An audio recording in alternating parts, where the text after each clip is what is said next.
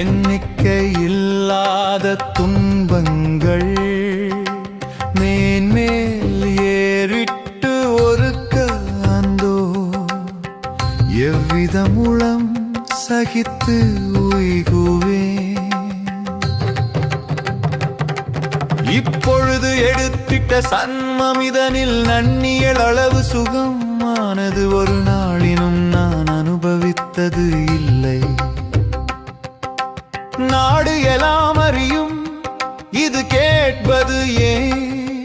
நின் உளமும் நன்றாய் அறிந்து இருக்கும் புண்ணியம் பூர்வ சனனத்தினில் செய்யாத புலையன்னானாலும் நினது பூரண கடாட்ச வீட்சண்ணியம் செய்து எனது புன்மையை அகற்றி அருள்வார்.